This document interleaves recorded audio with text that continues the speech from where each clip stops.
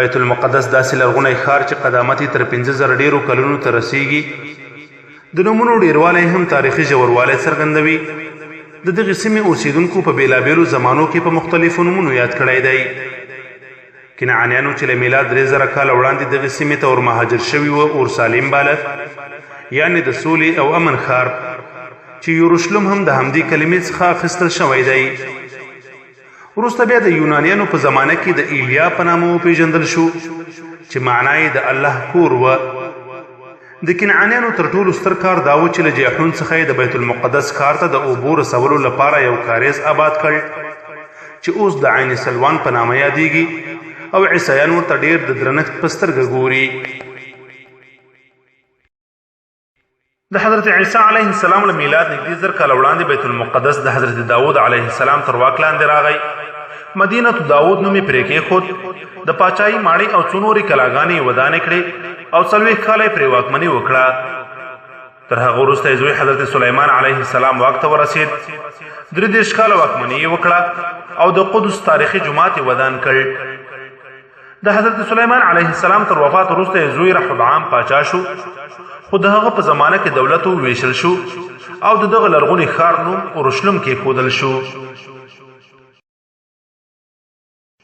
له میلاد څخه 580 کاله وړاندې د بابل واکمنۍ مشر بخت نصر پر بیت المقدس حمله وکړه. تر 80,000 زیات یهودان یې ووژل او زرګونه نورې اسیران او له ځان سره د عراق بابل ښار ته یوړل او هلته یې د غلامانو او منځو په توګه استخدام کړل. له میلاد 333 کاله وړاندې اسکندر اعظم فلسطین تر خپلې واکمنۍ لاندې راوست او د ده تر مرګ وروسته هم د یوناني حاکمانو تر واک لاندې پاتې شو. خو له میلاد 323 کاله وړاندې بطلیموس فلسطین او قدس د مصر هیواد سره یو ځای کړل. له میلاد 350 کاله وړاندې رومي واکمن پومجي بیت المقدس ونیو او رومي امپراتورۍ سره یې یو ځای کړ. د رومیانو واکمني تر کال 646 میلادي پورې وغځېده او په دغه موده کې یهودیانو 2 ځله بغاوت وکړ. په لومړي ځل 645 میلادي کال کې چې په پایله کې د رومي امپراتورۍ مشر تیتس ټول ښار وسوځاوه او ګڼ شمېر یهودان یې اسیران کړل. بیا تر 115 میلادي پورې د رومي امپراتورۍ د اشغال په سوري کې حالت عادي وه، خو 115 میلادي کال کې یهودانو یو ځل بیا بغاوت اعلان کړ. رومي امپراتور هدریان یې پر وړاندې له زور څخه کار واخیست چې په پایله کې دغه ښار د 2م ځل لپاره ړنګ شو.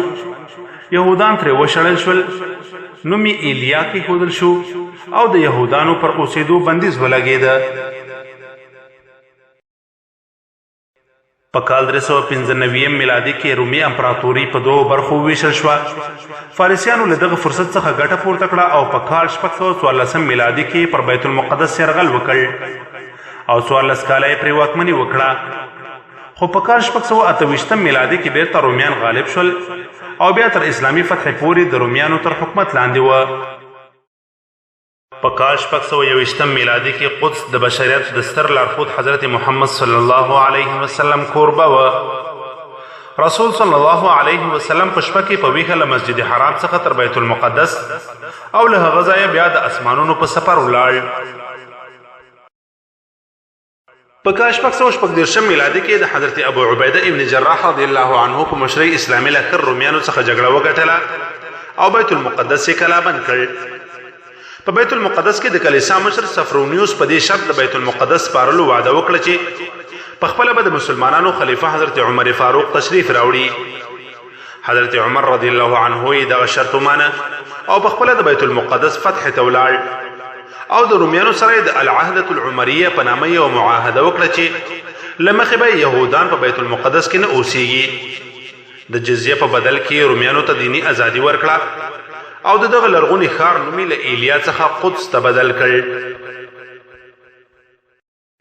په کال 1099 میلادي کې بیت المقدس د سلاجقو او فاطمیینو ترمنځ د خپلمنځي شخړو له امله تر 5 پیړیو واکمنۍ وروسته د مسلمانانو له لاسه ووت او د صلیبیانو لاس ته ولوېد.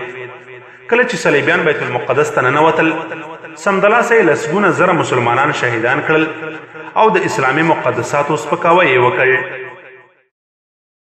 سلطان صلاح الدین ایوبی په کال 1188 میلادي کې د حیتین له سخت جګړې وروسته صلیبیانو ته ماته ورکړه او بیت المقدس یې آزاد کړ. اوسیدونکو سره یې غوره چلند وکړ. د صخره جومات څخه یې صلیب لرې کړ او ټوله پاملرنه یې د دغه تاریخي ښار بیا رغونې ته وکړه. خو د صلاح الدین ایوبي تر وفات وروسته یو ځل بیا دغه ښار د صلیبیانو لاسته ورغی او 11 کاله له هغوی سره وه او بیا په کال 1244 میلادي کې د نجم الدین ایوب له لوري بیرته فتح شو. په کال 1415 میلادي کې د سلطان سلیم الاول په مشرۍ د عثماني خلافت ځواکونه فلسطین ته ننوتل او په دې توګه بیت المقدس د عثماني خلافت برخه وګرځېده. عثمانیانو د بیت المقدس ښار امنیتي دیوال له سره نوی په اساسي ډول جوړ کړ. دغه راز د صخره جومات هم ترمیم او ډېر رفاهي کارونه ترسره کړل. سلطان عبدالحمید الثانی د عثماني خلافت 34 واکمن و. نوموړی په کال 1890 میلادي کې واک ته ورسېد او په دې پوهېده چې یهود په فلسطین کې د میشتېدو او یو یهودي دولت جوړېدو هڅې کوي.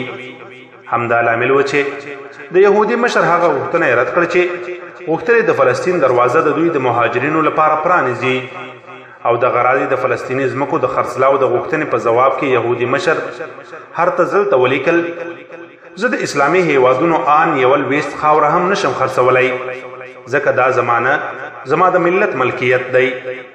هغوی دا واکمني د وینو په بدل کې ګټلې ده. موږ به دا خاوره په وینو ساتو.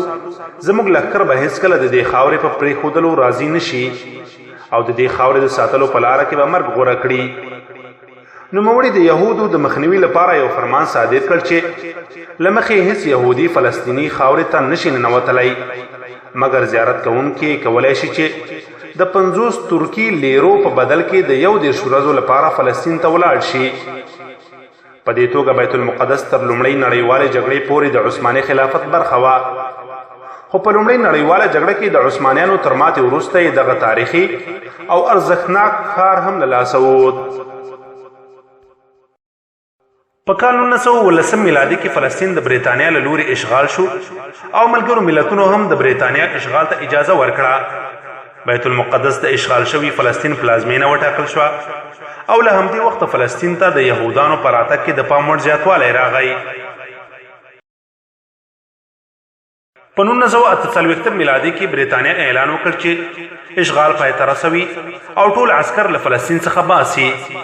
دغه مهال اسرائیلي حرکتونو له سیاسي او نظامی خلا څخه ګټه پورته کړه او د یو داسې اسرائیلي دولت د جوړېدو اعلان یې وکړ چې لویدیځ بیت المقدس به یې پلازمینه وي.